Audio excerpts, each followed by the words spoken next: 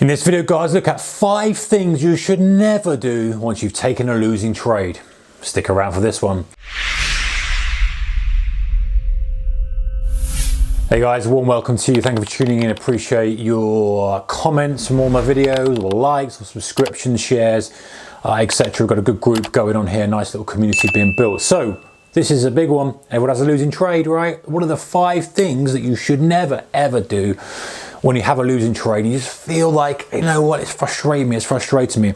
Now I'm going to distinguish between the losers that we don't really care about and that kind of happen, but the ones that really come just give us a little poke in the ribs. We all get them from time to time. For whatever reason, something just makes one loser stand out more than another. And often it's not financial, right? Often it could be a loser that you think like, oh, it's just stopped me out of the highs on that short, and then it went on, or something else adds to it. And it's just a little jab in the ribs. It just goes, oh, you know, that stings a little bit. And those are the ones that end up we do something to counteract that as quickly as possible because we don't like the pain of being metaphorically jabbed in the ribs by crude oil or by euro US dollar. So let's look at 5 things, guys. So the first one is take the next trade with twice the size. So these are the things you should not do, obviously, or never do.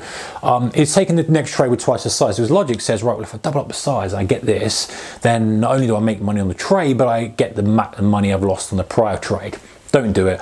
If you're making losing trades and you're feeling bad about it, you're probably not in the best position really to continue trading, especially now. Listen, let me just measure that. We'll take that back a little bit. Continue trading. Yes, by all means, you haven't hit your risk limit for the day, the week, the month, whatever kind of time frame you're trading, but you're probably not in the right position to be doubling up on size. I doubt that should be in anyone's trading plan anyway. After a lose, a double up, it doesn't make any sense because in the day, if you've made a lose, you're probably out of sync with the market for some reason.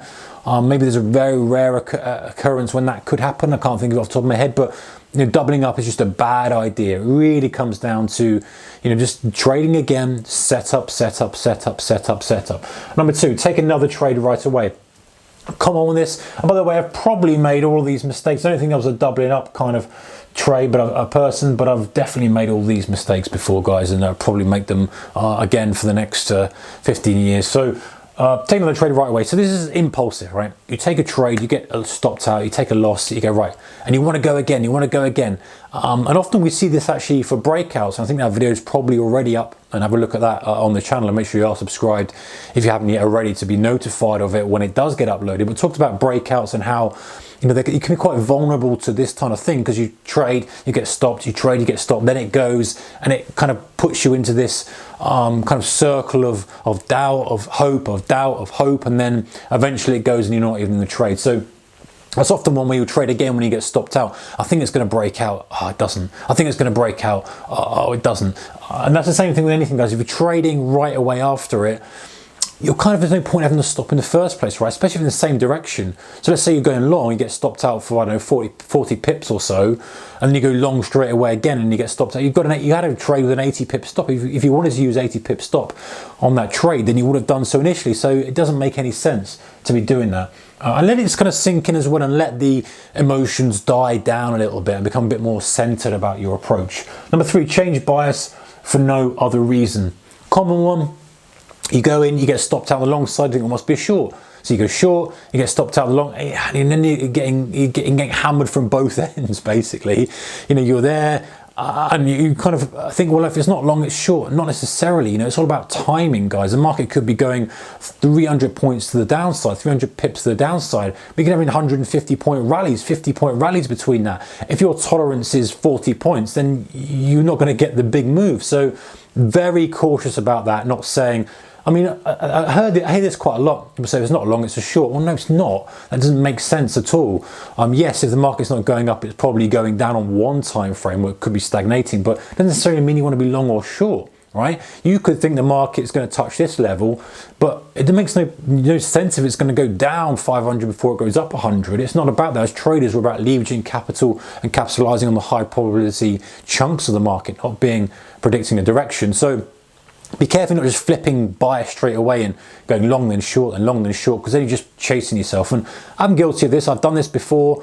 I've not done it for a long time, touch wood, and I think I'd probably measure myself and be aware that I was feeling that. I think I've done where I've gone, whoa, easy, kind of thinking different now. Just back off the throttle a little bit and just be a bit cautious. But often maybe it's something like, let's say you're trading a breakout to the downside. You trade a short, kind of goes your way a little bit, comes back, stops you out, and you think, oh, that's a fake, and then you go long, and then it comes down, and you can flip it based on what you think you're seeing. And often it's not the best thing to do. You either wait for one or the other, generally around the key level. Okay, number 4, guys, is stop using that setup. So obviously if you're trading from a setup and it's a losing trade, doesn't mean you just don't completely stop trading it. You note it down and it becomes useful data to iterate from. So then you go, okay, well, I've had 20 occurrences of this, and it's a losing at the moment. Can I tweak and adjust it, or do I need to stop using it then? You don't just stop using it, just get a one losing trade, as assuming you've traded via a strict setup you've got anyway. Number 5, start thinking about revenge. So you never start thinking about revenge. It's common practice. It's not common practice at all. It's a common problem, is what I should say, is that we want to be at the account highs all the time in our trading account. It's natural, right? Because we feel good about it.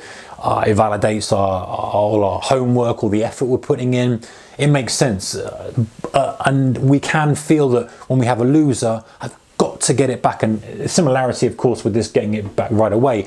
But the revenge of, right, I'm now thinking in terms of getting that $1,000 I've lost back, rather than thinking in terms of just execute, just execute, just execute, just execute. Forget about where you are. Revenge makes no sense. And also, the market, revenge on one particular market. Listen, just go to where the setup is. Whatever markets you've got that you're allowed to trade within your kind of trading plan, hit those. Don't necessarily go, I've got to get the money back on that. I've heard that from recently, actually, a guy, I can't remember what he was trading. I think it was silver. Got to get back in silver, got to get back in silver. It doesn't matter where the money comes from. The bank doesn't care when you're depositing the money from your trading account into your bank account. Oh, excuse me, sir. Was that from your Bitcoin loss? No, actually, it was from your US dollar. Oh, well, I don't take that. Of course not.